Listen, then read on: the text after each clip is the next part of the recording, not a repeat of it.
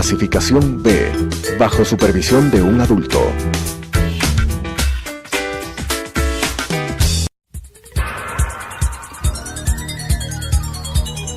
Las opiniones vertidas en este espacio por la producción y dirección del programa son de exclusiva responsabilidad de sus autores y de quienes intervienen en ellos.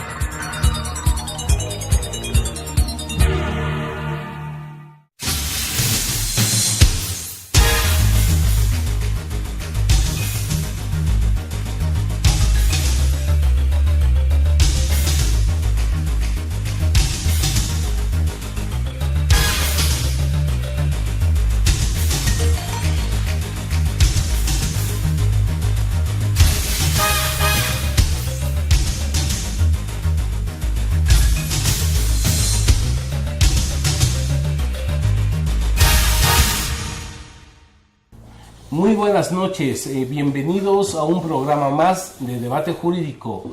El Colegio de Abogados de Pichincha poniendo al debate, a la discusión, temas de interés no solo para los abogados, sino para toda la población.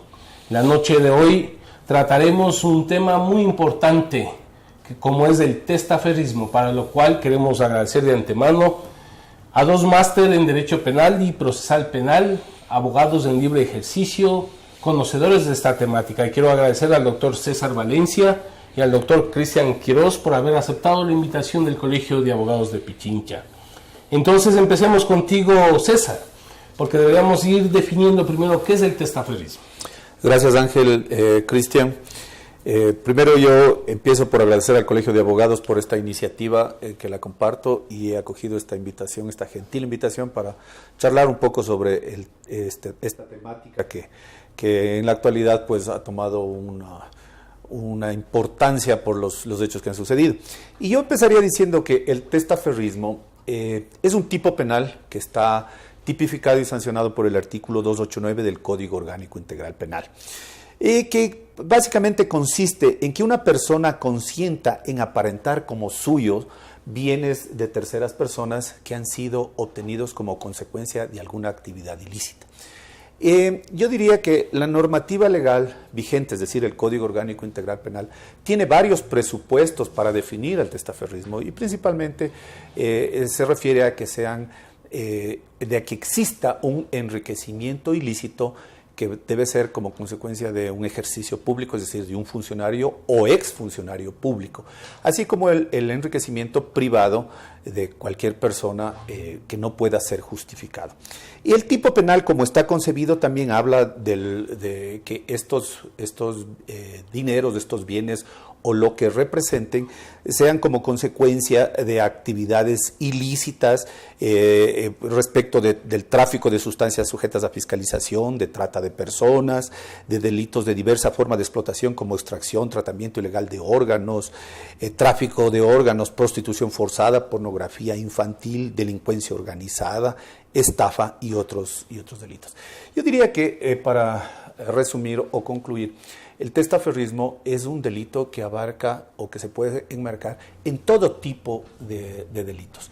Como consecuencia de cualquier actividad ilícita, podría uno incurrir en este tipo penal de testaferrismo, consintiendo y aparentando como suyo bienes que vienen de una actividad ilícita. Gracias, César. Nos ha ayudado a definir entonces el tema del testaferrismo. Vamos entonces contigo, Cristian, para irlo entendiendo de mejor manera cuáles son los elementos del delito del testaferrismo. Muchas gracias, Ángel. Buenas noches, César. Buenas noches a todos los televidentes. Sí, para entender un poco mejor lo que es el delito de testaferrismo, debemos partir de lo que es el delito. El delito es una acción típica, antijurídica y culpable. En la primera categoría dogmática de la tipicidad, ahí encontramos los elementos, tanto objetivos como subjetivos. Los elementos objetivos es el consentir. Consentir, aparentar ante terceras personas ser propietario de bienes de otros, pero estos bienes son producto de una actividad ilícita, o sea, de delitos previos. Esos son los elementos objetivos, y el elemento subjetivo es el dolo, es decir, el conocimiento y la voluntad. El conocer los elementos, conocer que se está cometiendo un delito, y la voluntad, que es poner en marcha o cumplir los elementos objetivos. El bien jurídico que protege el testaferrismo, a mi entender, serían dos, porque es un bien jurídico abstracto, se puede decir. Este tipo penal protege la eficiencia de la administración pública y el orden socioeconómico del país. De esta manera daría contestación a tu pregunta, Ángel. Bien, entonces, antes de ir determinando otras inquietudes que van surgiendo de su participación, César, ¿con qué otros delitos también estás relacionado al testaferrismo? Bueno, como ya expliqué anteriormente, el delito de testaferrismo, concebido el tipo como está, sería un delito autónomo.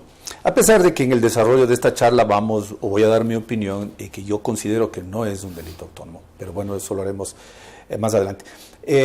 Como lo mencioné anteriormente, el delito de testaferrismo está relacionado íntimamente al enriquecimiento ilícito de funcionarios públicos o de exfuncionarios públicos, y al enriquecimiento privado no justificado, así como a los delitos relacionados con el tráfico de sustancias estupefacientes, con el delito de trata de personas, con el delito de diversas formas de explotación, de delincuencia organizada, de delitos que atenten contra los derechos humanos. Pero aquí ingresa, César, también el elemento de fondos públicos.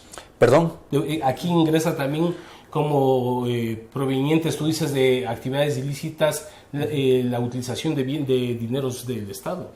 Podría ser, porque si se trata de un funcionario público que ha manejado dineros del Estado, entonces el tipo es absolutamente claro, y dice de funcionario público o exfuncionario público. Es decir, allí se podrían introducir o manejar delitos de fondos públicos. Claro, porque cuando hablamos te escuchaba de dineros provenientes del narcotráfico, sí, pero también podría surgir de los dineros que hoy estamos los ecuatorianos escuchando permanentemente, como las grandes coimas, la utilización de los dineros del Estado, del pueblo ecuatoriano. Claro, el tipo es bastante amplio, o sea, de cualquier tipo de delito que se obtenga algún beneficio económico, algún bien inmueble o cualquier título valor, cualquier bien o documento que represente algún valor, es amplio. Pueden ser fondos privados, fondos públicos. Al establecerse como el enriquecimiento privado, abarcaría a todas las personas y fundamentalmente a todos los tipos penales. Hay que aclarar una cosa, que en la legislación este es un nuevo tipo penal que está contemplado en el Código Orgánico Integral Penal. Antes no existía en nuestro Código Penal el delito de testaferrismo como tipo, no existía como delito, sino estaba exclusivamente relacionado a la Ley de Sustancias Estupefacientes y Psicotrópicas, que en el artículo 75 se tipificaba con el mismo principio de que la persona que preste sus nombres, su empresa para terceras personas, pero aquí viene la excepción, que era íntimamente relacionado a delitos que vengan o que provengan de una actividad relacionada con la Ley de Sustancias Estupefacientes. Claro, eso me refería con entonces, esa era la legislación anterior. Yeah. El COIP ahora ha cambiado y el legislador contempla un tipo penal abierto que permite este tipo de que una persona pueda ser juzgada o procesada por el presunto delito de testaferrismo sin ninguna condición previa y por cualquier actividad ilícita. Partiendo de lo que tú dices, entonces, Cristian, ¿existe algún requisito previo para que se inicie un proceso penal por este delito? Tal como está concebido en el Código Orgánico Integral Penal, no habría ningún requisito previo para que se inicie el enjuiciamiento penal por este delito, porque no existe ningún presupuesto de procedibilidad que se deba cumplir previo a la iniciación del proceso, como tampoco es un delito prejudicial. Entonces yo estimo que el delito de testaferrismo, si se reúnen los elementos necesarios, si el fiscal acopia los elementos de convicción necesarios, bien podría de manera inmediata iniciar un proceso penal por testaferrismo. No se requiere un requisito previo. No se necesita ningún requisito previo. Por decirte algo, existe el delito de peculado. El delito de peculado necesita del pronunciamiento previo de Contraloría y de esa manera recién se puede iniciar el enjuiciamiento. Antes no. En este, en cambio, no existe ningún requisito de procedibilidad. Se puede iniciar inmediatamente. Por eso venía mi inquietud, porque en los casos de corrupción que estamos viendo en el país, se está iniciando procesos por peculado, por enriquecimiento ilícito, pero no por testaferrismo, porque es evidente que hay nombres que aparecen que no son los únicos. Es decir, ¿cómo puede un empleado público que puede ganar unos $4,000, $5,000 aparecer con casas de $300,000, $400,000? Me imagino que hay peculado, pero también puede haber testaferrismo, ¿o no? Por supuesto, ahí hay testaferrismo. Si la persona consciente en que se le ponga a nombre de ella bienes de terceros, está cometiendo el delito de testaferrismo.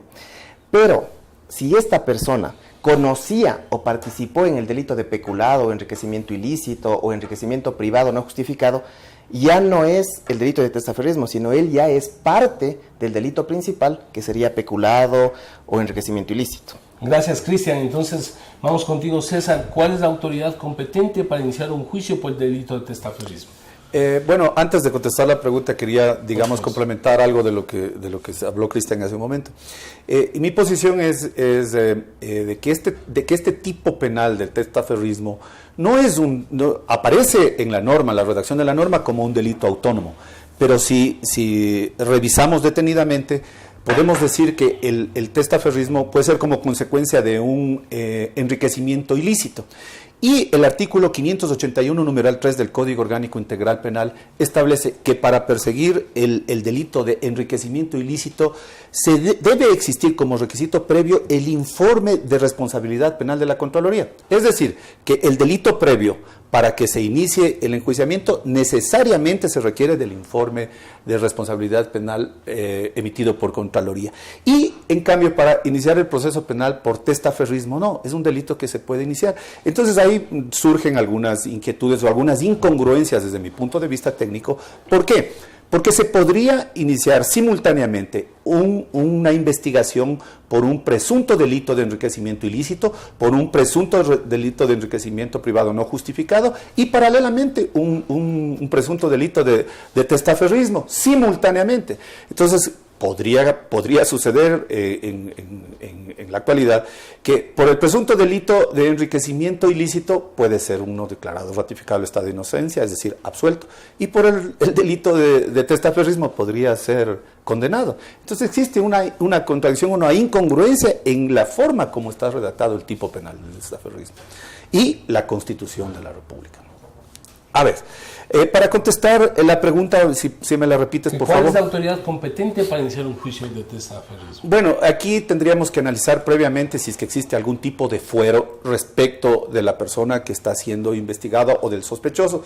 Si es que no existe ningún tipo de fuero, pues sería el fiscal de la Unidad de Administración Pública, que sería la autoridad competente para iniciar el proceso de investigación, la fase de investigación previa y posteriormente las diferentes etapas de instrucción fiscal, incluso llegar hasta el juzgamiento. Y sería la autoridad competente un juez de garantías penales. Si existiría algún tipo de fuero, estaríamos hablando de que se tendría que hacer ante el señor fiscal provincial y los jueces serían los jueces de la Corte Provincial. Si existiría fuero de Corte Nacional, lo propio. Gracias, César. Cristian, vamos, una partita queda todavía, no me queda muy claro. Sí, y posiblemente a los televidentes, ¿se puede a la par del juicio de peculado, de lavado de activos, seguir un juicio de testaferrismo? Yo estimo que sí. César hablaba de que se podrían proponer procesos penales paralelos y en uno podría salir una sentencia contradictoria con el otro proceso. Sí, puede ocurrir, pero también existe la posibilidad de que los delitos o el delito de testaferrismo quede en la impunidad. ¿Y por qué digo yo esto? El delito de testaferrismo es consecuencia de unos delitos previos, tal cual como está previsto en el Código Orgánico Integral Penal. Pero ¿qué pasaría, por decir algo, en el delito de enriquecimiento privado no justificado? La persona es procesada y es más, se le llama a juicio, pero el señor no está detenido. Y al no estar detenido, el proceso penal se suspende. En consecuencia, ya no podría llegarse a una condena. Y si no se llega a una condena, siguiendo la tesis de César, ya no habría posibilidad de sancionar el delito de testaferrismo. Entonces, yo pienso que eso no debe seguirse esa línea, ¿Por qué? Porque quedarían en la impunidad muchos delitos, muchas personas pueden tener bienes mal habidos a nombre de ellos y la sociedad y no ha pasado nada, es decir, sigue en el mercado los bienes, se pueden vender, se pueden hacer de todo, así sean producto de actividades ilícitas. En consecuencia, si bien la tesis de César está fundamentada en principios constitucionales, yo estimo que sí se debe perseguir y se debe sancionar, porque en la sociedad no pueden estar bienes muebles, bienes inmuebles, acciones y claro, todo lo que eso conlleva a nombre de terceras personas si son productos ilícitos. Cristian, vamos a continuar, se va poniendo interesante, regresamos luego del corte comercial. ¿Qué dice? ¿Estamos de acuerdo?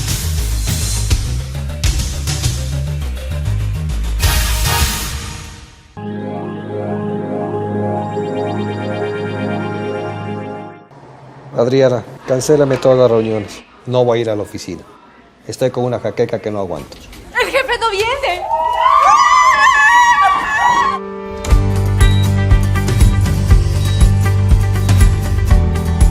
¿Estás seguro? Salió bien. Muy bien.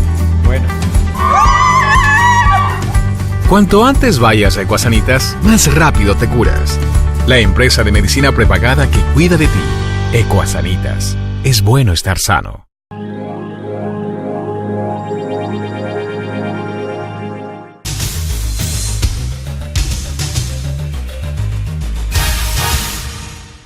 Continuamos con el tema de esta noche, el testaferrismo, nuevamente agradeciendo a César Valencia y Cristian Quiroz, que estamos esta noche debatiendo precisamente un tema de mucha importancia. César, ¿se puede juzgar a un testaferro en ausencia? La respuesta puntual es no. Hablando de la etapa de juzgamiento, ¿no? Es decir, estamos hablando de una etapa procesal ya que se tramita ante Tribunal de Garantías Penales. Pero sí se podría iniciar la fase de investigación previa en la que aparece una persona que puede tener la calidad de sospechoso sobre este presunto tipo penal de testaferrismo y la autoridad competente, en este caso el fiscal, puede iniciar esta fase de investigación previa, puede llegar a formular cargos, puede llegar a procesar, es decir, a imputar el hecho delictivo sin la presencia de él. Pero este procesamiento va a llegar hasta una etapa en la que se llegaría hasta un tribunal de garantías penales y obviamente deben existir medidas cautelares que se deben haber dictado o cualquier otra medida.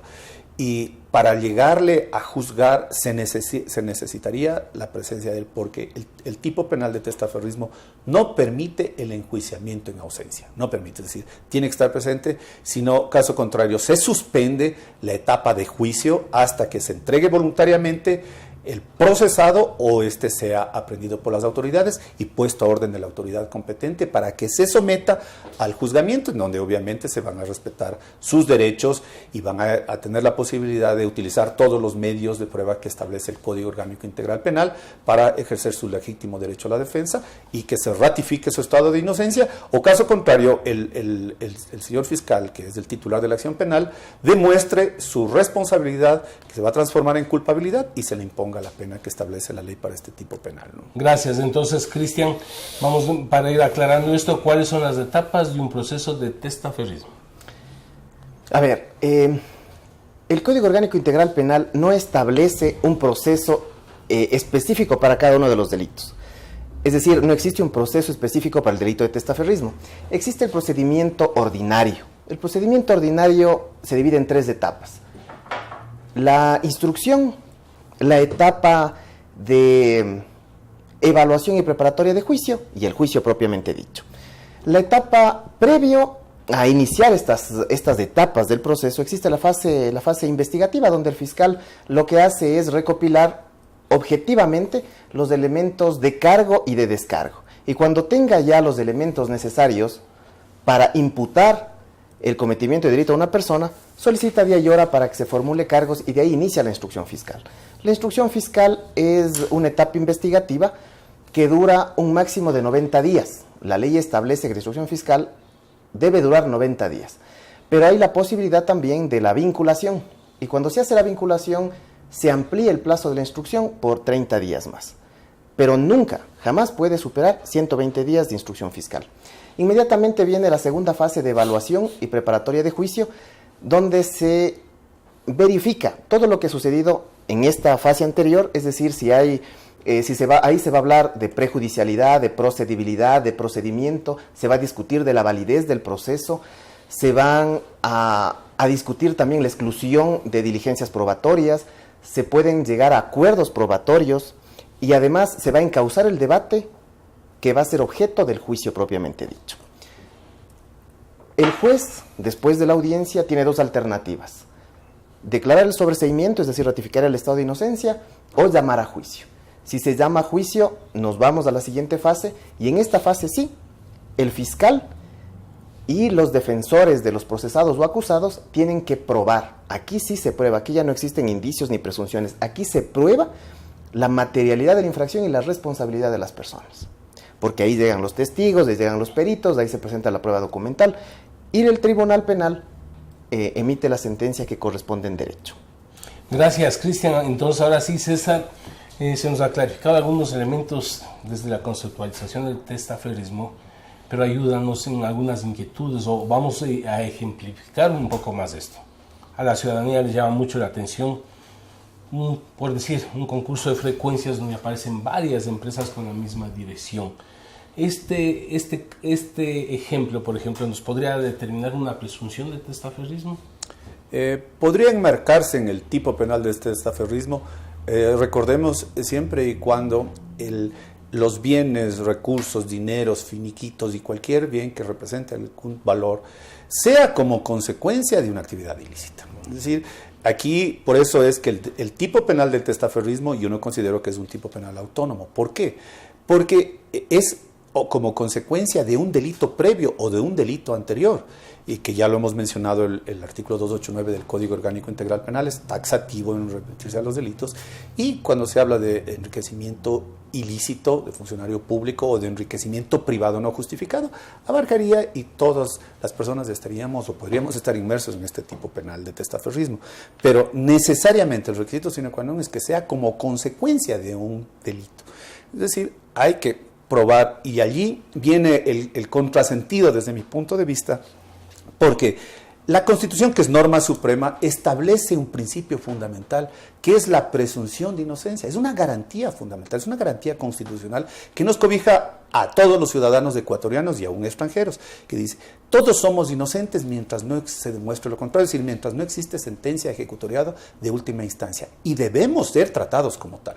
Es decir, para desvanecer este derecho fundamental de presunción de inocencia, no bastaría, desde mi punto de vista, más solamente la afirmación o la imputación de un fiscal de que existe el delito de testaferrismo. Tendríamos que remitirnos a un hecho real, concreto, a probarse la existencia de la actividad de que si hubo lavado de activos, si hubo enriquecimiento ilícito, y si esos dineros son como consecuencia de... Entonces, este tipo, como repito, yo considero que no es un tipo penal autónomo porque se obedece o es como consecuencia de delitos previos. Cristian, ¿opera entonces la prescripción en el delito de testaferrismo? Claro que sí opera. Por principio general, el testaferrismo y todos los delitos son prescriptibles, a excepción de los delitos que establece la Constitución de la República, que son peculado, cohecho, concusión, enriquecimiento ilícito, delitos de lesa humanidad, genocidio, entre otros, que no prescriben, y es más, pueden ser juzgados hasta en ausencia. Lo que decía el doctor Valencia con relación a lo anterior, como le decía, tiene un fundamento constitucional, está bien, pero yo estimo que sí pueden ser sancionados las personas que han cometido el delito de testaferrismo sin que sea necesario que haya o que exista una sentencia condenatoria por delitos anteriores. Porque, caso contrario, como repito, quedarían en la impunidad estos delitos, porque los delitos previos bien no pueden ser sancionados por ausencia de las personas a juicio. Y ahí, claro, como no están, podría prescribir las acciones penales y, por supuesto, no habría posibilidad de iniciar el testaferrismo. Y quedarían los bienes puestos en cabezas de terceras personas ahí, sin que nadie pueda hacer nada. Entonces, ¿dónde queda también la tutela judicial efectiva?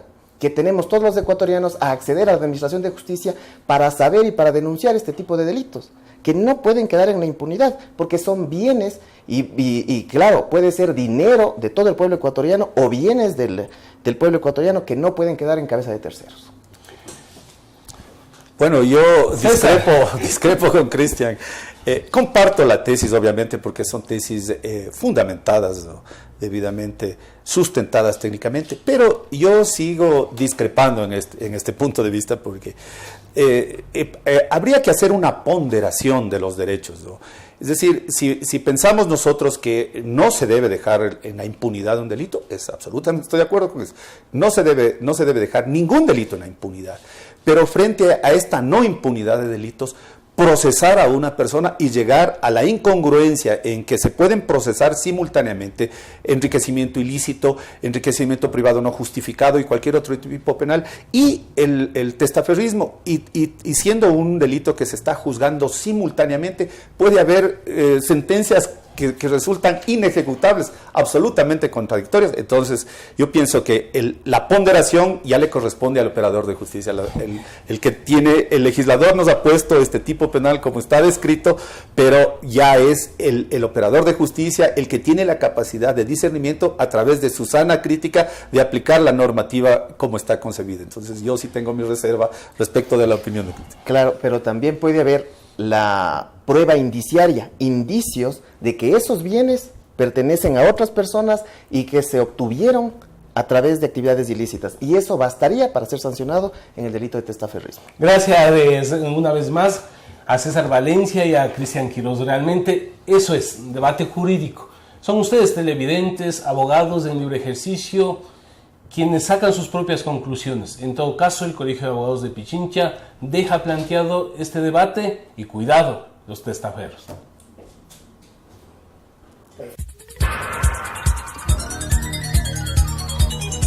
Las opiniones vertidas en este espacio por la producción y dirección del programa son de exclusiva responsabilidad de sus autores y de quienes intervienen en ellos.